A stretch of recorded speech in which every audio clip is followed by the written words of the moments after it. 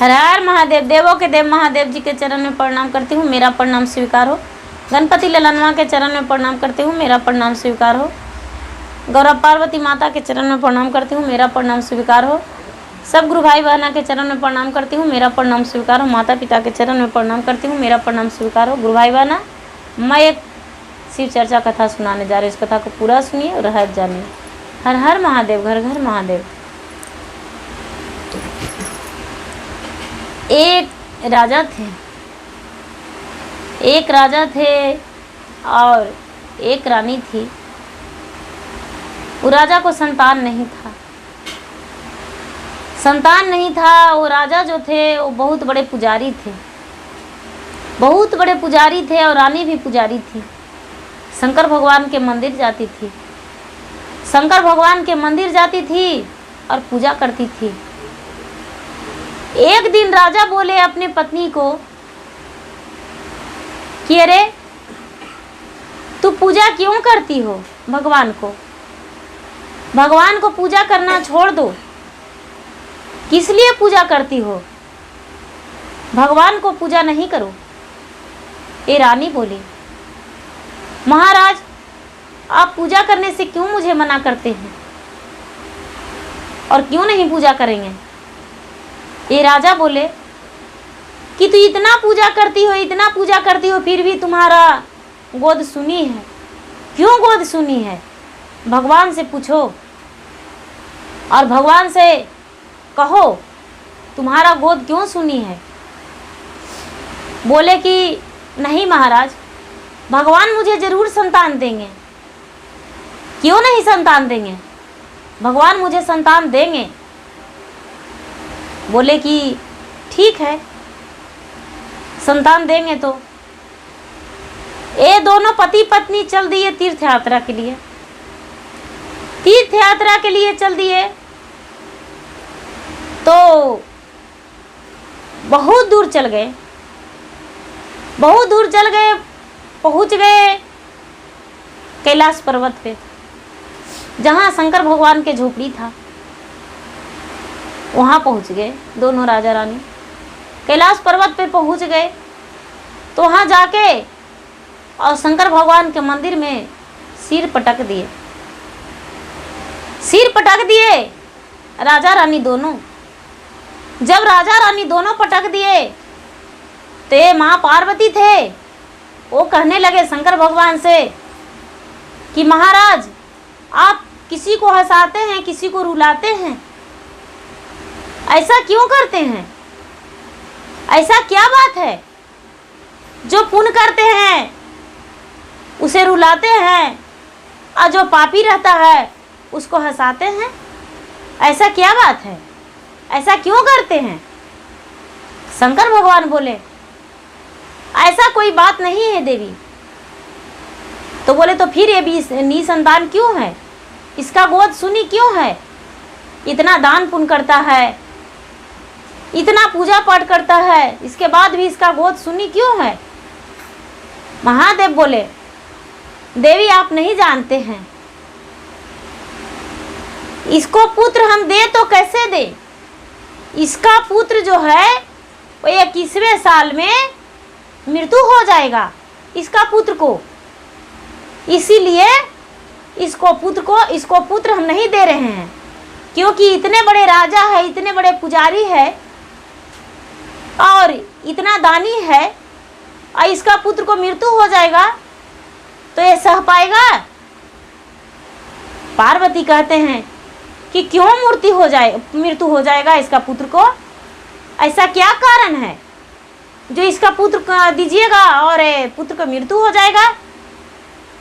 ये बोले, शंकर भगवान बोले देवी ये जो है, जो पिछले जन्म में 1 नंबर कसाई था, ये डाकू था, ये मार काट करता था, दिन दहाड़े छीन छोरी करता था, गलत काम करता था, किसी बहुओं बेटियों के प्रतिष्ठा पे हाथ लगा देता था और चोरी लुंगेरा के काम करता था।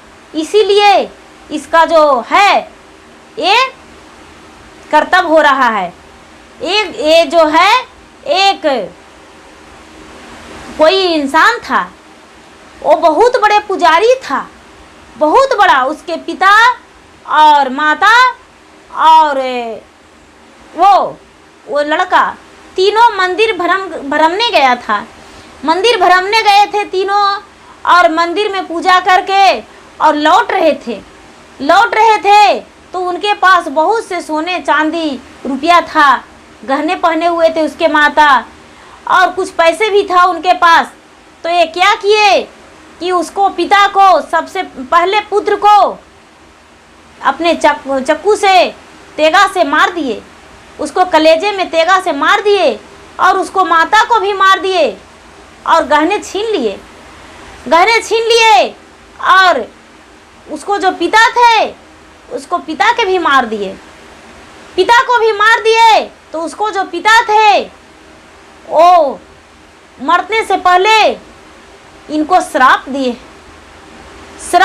हैं, बोले हैं कि हे महादेव, हम आपके मंदिर से जा रहे थे पूजा करके, और ये दुष्ट हमें मार दिया है, मेरा पुत्र को जान ले लिया, मेरा पत्नी को जान ले लिया, और मुझे भी मार दिया।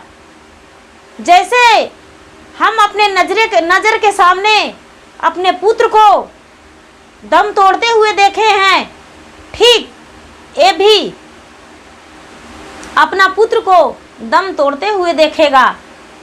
इसको ऐसा कर दीजिएगा कि पुत्र के बिना तड़पते रहे, इसका पुत्र का फल नहीं होवे, और इसको किसी चीज़ का भी कमी ना रहे, लेकिन इसका पुत्र का नसीब नहीं होवे। इसका पत्नी और पति दोनों भी रहे तो तड़पते रहे अपने संतान के लिए। और महादेव आपसे कुछ नहीं कहना चाहते हैं, और मेरे आत्मा को शांति दे दीजिए, मेरे पुत्र को आत्मा को शांति दे दीजिए, और मेरे पत्नी को आत्मा को शांति दे दीजिए। वो बोले शंकर भगवान कि वही पुजारी जो है इसका पुत्र बन के जन्म लेगा, जिस दिन जन्म लेगा वो पुत्र बन के जन्म लेगा, और पुत्र बन के जन्म लेगा, और 21वां साल में इसका मृत्यु हो जाएगा, 21वां साल में इसको मृत्यु हो जाएगा। ये पुत्र के बिना, पुत्र के वियोग में अपना तड़पेगा, ये कारण है महादेवी। ये पार्वती बोले कि तो महाराज ये तो पहला जन्म के कर्तव्य इस जन्म में भुगतना पड़ेगा, ये तो बहुत गलत है। भगवान बोले महादेव कि नहीं देवी, कोई गलत नहीं है। कैसे गलत है? ये गलत नहीं है, जो कर्मों के फल उन्हें मिलता है, जैसा करते हैं वैसा मिलता है, तो इन्हें क्यों नहीं मिलेगा? इन्हें भी मिलना चाहिए। ये जो रानी थी वो आंचल फैलाए हुए मंदिर में बैठी थी, उसे क्या पता था कि शंकर भगवान और पार्वती क्या बातें कर रहे हैं? इन्हें क्या पता? ये आंचल फैलाए हुए, आस लगाए हुए बैठी है। ये जो पार्वती हैं वो बोले कि महादेव ऐसा कीजिए कि इनका आंचल भर दीजिए, 21 वर्ष होगा तब तो इनका पुत्र का कुछ होगा, देखा जाएगा। तब तक इनको 21 वर्ष के लिए पुत्र को दे दीजिए, पुत्र दान कर दीजिए। जो शंकर भगवान थे वो इनकी आंचल में फूल को गिरा दिए, एक आंचल में इनका फूल गिर गया। रानी का आंचल में फूल जब गिर गया तो ये देख रहे हैं कि अरे मेरा आंचल में एक फूल है। ये अपने पति से बोले कि देखिए ना, मेरा आंचल में एक फूल गिरा, लगता है मुझे भगवान खुश हो गए मुझ पे और मुझे संतान देंगे। देखिए मेरा आंचल में कितना सुंदर एक फूल है। ये जो राजा थे वो भी अपना आंखें खोले और देखने लगे तो देख रहे हैं कि एक फूल है। अब ये सोचते हैं कि इस फूल से क्या होगा, मुझे संतान होगा, मुझे धन होगा, मुझे अब इसे खा जाऊं या भगवान के चरण पे चढ़ा दूं या लेके जाऊं, क्या करूं, मुझे समझ में नहीं आता है। ये भगवान से हाथ जोड़ के कह रहे हैं भगवान ये फूल को क्या करूं, मुझे समझ में नहीं आया। ये जो रानी थी वो क्या की कि भगवान के चरण में वो फूल को स्पर्श कर दी, चढ़ा दी, अपने आंचल से लेकर चढ़ा दी। तब अब पार्वती कहते हैं कि महाराज पुत्र तो उसको दिए, पुत्र तो प्राप्ति उसको दिए, लेकिन पुत्र का तो बलिदान पहले दे दी, क्योंकि उसका आंचल में हम फूल गिराए, आप भी फूल गिराए, दोनों मिलकर हम गिराए, और आंचल में जो फूल गिराए तो उसका तो हम पुत्र के नाम से दिए थे कि उसका आंचल भर जाएगा, लेकिन वो तो आपको चरणों में अर्पित कर दी, आपको चरणों में चढ़ा दी, आप उसका संतान को मृत्यु कैसे दीजिएगा बताइए। शंकर भगवान कहते हैं कि अब मैं क्या करूं, इसे संतान भी देना पड़ेगा, संतान भी देना जरूरी है। वो जो महाराज शंकर भगवान थे वो फिर से कुछ उसके आंचल में गिराए, सोने का सिक्का या कुछ भी गिराए, चावल फूल नहीं गिराए।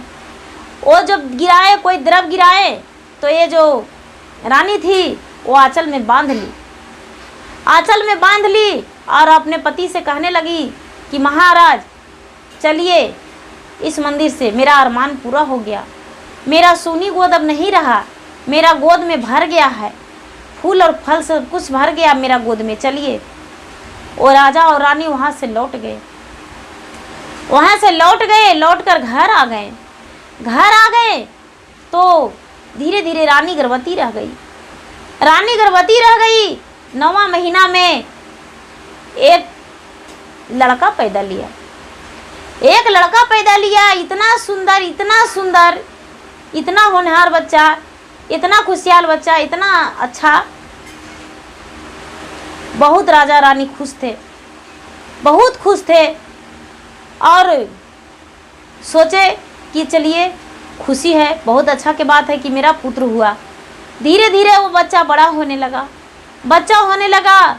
तो जब बच्चा 12 साल के हो गया तो राजा साहब क्या किए कि बच्चा को शादी कर दिए, बच्चा को शादी कर दिए और शादी करके उनका घर बसा दी, उनको पत्नी आ गई, पत्नी आ गई। धीरे धीरे धीरे धीरे समय आने पर उस लड़का को 20 साल हो गया, 20 साल हो गया। तो ये कहते हैं राजा साहब कि अब तो मेरा बच्चा भी फिर हो गया, 20 साल का हो गया, मेरा पोता भी हो गया, घर में पोती भी हो गया, अब एक बार फिर हम भगवान के शरण में जाते तो अच्छा था। लेकिन इनका मृत्यु नहीं टला था, माता पार्वती के कहने से मृत्यु नहीं टला था। वो जो मृत्यु था 21वां साल में, तो मृत्यु तो लिखा ही था। माता पार्वती के संतुष्टि के लिए शंकर भगवान जो कहे वो बोल दिए, लेकिन जो ब्रह्मा का लिखा हुआ वो कौन टाल सकते हैं। ब्रह्मा ने जी ने तो लिख दिए थे अंक में, तो वो कैसे टल सकता था। जब 20 साल हो गया, 21वां साल चढ़ गया, 21वां साल चढ़ गया तो फिर से ये कैलाश पर्वत पे चल गए भगवान के पास दर्शन करने को लिए। वहाँ मंदिर गए, धीरे धीरे धीरे धीरे धीरे राजा रानी, उनकी बहू, उनका बेटे, पोता पोती सब वहाँ लोग पहुँचे। धीरे धीरे वहाँ मंदिर में पहुँच गए। 4 घंटा बच रहा था, 4 घंटा उसको बच रहा था उस लड़का को आयु पूर्णे में कि मंदिर वहाँ पहुँच गए। मंदिर पहुँच गए और ये माता पिता को तो पता नहीं था, माता पिता को पता नहीं था। तो ये जो लड़का था वो शंकर भगवान के मंदिर में जाके सर पटक दिया, सर पटक दिया और वो अपना माथा जो टेका हुआ था, टेका था, वो हटा नहीं रहा था, हटा नहीं रहा था। तो ये जो ब्रह्मा थे वो यमराज को भेजे, यमराज को भेजे, अग्नि को भेजे। जब अग्नि को भेजे तो अग्नि गए कैलाश पर्वत पे, तो अग्नि तो हैं तो देख रहे हैं तो शंकर के मंदिर में कैसे हिलेंगे। तो लौट गए और लौट कर कहने लगे कि महाराज हम तो उसको प्राण नहीं ला सके। बोले क्यों, क्यों नहीं प्राण लाए? बोले वो तो महादेव के मंदिर में माथा टेका हुआ है, माँ तो उसको उनका शिवलिंग पे अपना माथा टेक दिया है और हट ही नहीं रहा है। बोले कि ठीक है। वो जो ब्रह्मा जी थे वो क्या किए कि जल महाराज को भेज दिए, जल महाराज को भेज दिए और जाके बोले कि जाइए उसका प्राण को ले आइए। तो जल महाराज वहाँ प्राण लाने को लिए गए तो जल महाराज भी लौट गए देखकर उनको शिवलिंग पर माथा टेके हुए, और सारा परिवार उनको माथा टेक ले हैं। माता पार्वती का महिमा। माता पार्वती सोच रहे हैं कि कैसे प्राण हर लीजिएगा, ये भी हम देखते हैं, मेरा भी एक माँ का वचन है, कैसे प्राण इसका हर लेंगे। वो क्या किए कि माथा टेकले हैं। वो जल महाराज भी घूर गए, लौट गए तो फिर ब्रह्मा जी बोले कि आप लेकर उसको प्राण को नहीं लाएं, आप प्राण को नहीं लाएं तो नहीं, हम प्राण को तो नहीं ला सके, हम प्राण को कैसे ला पाते। वो जो पूरे परिवार हैं वो शिवलिंग पे माथा टेक दिए हैं शिव के मंदिर में कैलाश पर्वत पे, तो वहाँ से तो हम लौट आए, हम कैसे उसको प्राण लाएं, अब उनका मंदिर में हम कैसे हिल सकते हैं। बोले ऐसा, तो हाँ, अब हवा को भेज दिए तो हवा जो गए वो भी गए, तो हवा गए तो वो देख रहे हैं कि वो माथा टेका हुआ है, वो भी लौट गए, वो भी ब्रह्मा जी से बोले। ब्रह्मा जी बोले आप भी उसको प्राण को नहीं लाएं, कितना देरी से वो पूजा कर रहा है।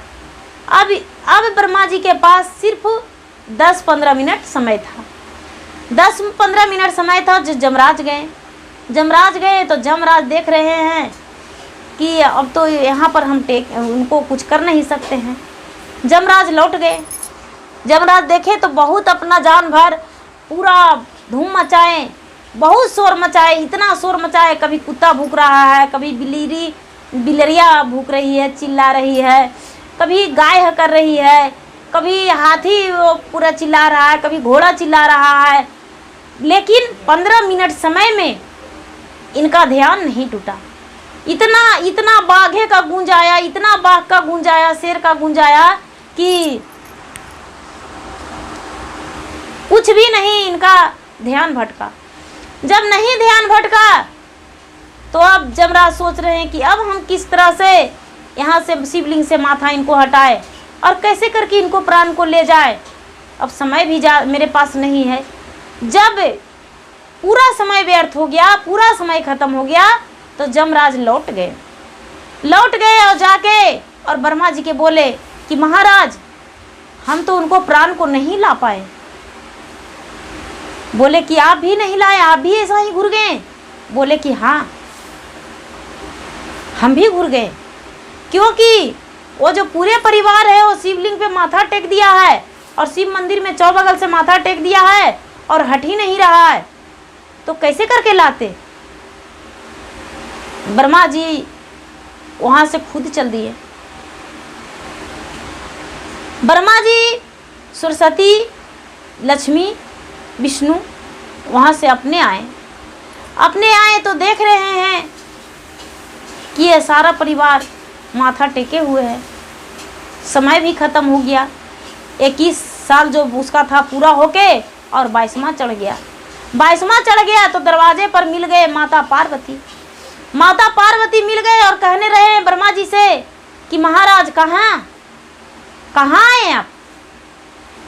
बोले कि हम तो इसको प्राण लेने आए थे, तो ये तो महादेव के मंदिर में माथा टेका हुआ है। बोले कि इसका आयु कितना था। ब्रह्मा जी बोले 21 वर्ष का आयु था। तो आज उसको कितना हो गया।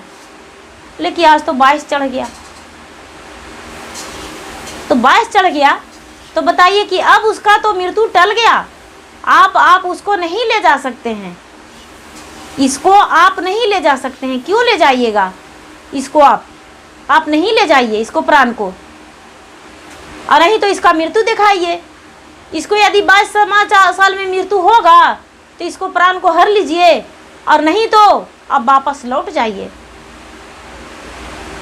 ब्रह्मा जी माता पार्वती से माफ़ी मांग लिए।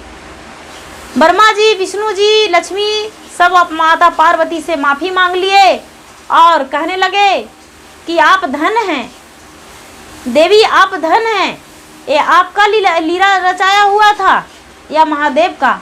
पार्वती बोले कि महादेव तो कह दिए थे कि इसका 21वां साल मृत्यु है, लेकिन एक माँ का ममता इसका प्राण को बचा लिया है। माँ का ममता इसको प्राण के बचा के खींच के प्राण को बचा लिया, प्राण को रक्षा किया। इसके सामने हम खड़ी हैं, इसलिए इसको प्राण को कोई नहीं ले जा पाया और कोई नहीं ले गया, इसका प्राण बच गया। जब 22वां साल पूरा दिन चढ़ गया तब इस पूरे परिवार उठ गए। तो वहाँ शिव मंदिर से उठ गए और उठकर सब बाहर आ गए।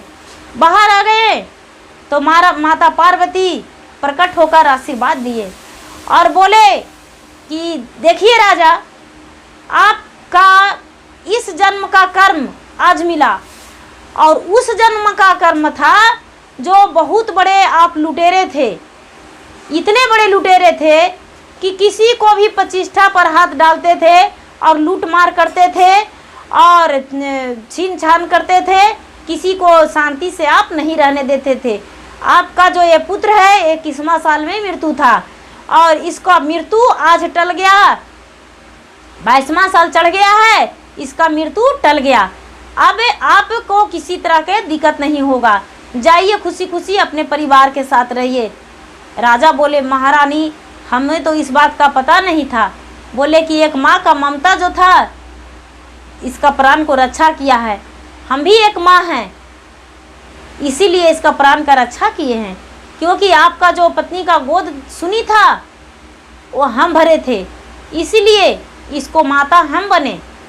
तो हम कैसे इसको आज मृत्यु होने देते, इसलिए इसका प्राण को रक्षा किए हैं। वो राजा साहब चरण स्पर्श किए, चरण को छुए माता पार्वती को और आशीर्वाद लिए। सारा परिवार आशीर्वाद लेकर वहाँ से खुशी खुशी अपना घर लौट गए। सब अपना खुशी खुशी रहने लगे। सारा परिवार अपना लौट गए घर, खुशी खुशी रहने लगे। सारी परिवार अपना खुशी हाल जीवन बिताने लगे और शंकर भगवान का पूजा करते रह गए सारा परिवार। और गुरु भाई बहना, मैं इंस्टाग्राम पे भी हूँ और फेसबुक पे भी हूँ। इंस्टाग्राम पे फॉलो करें और फेसबुक पे फॉलो करें और मेरा वीडियो अच्छा लगे तो इसे लाइक करें, शेयर करें, सब्सक्राइब करें। धन्यवाद। हर हर महादेव, घर घर महादेव।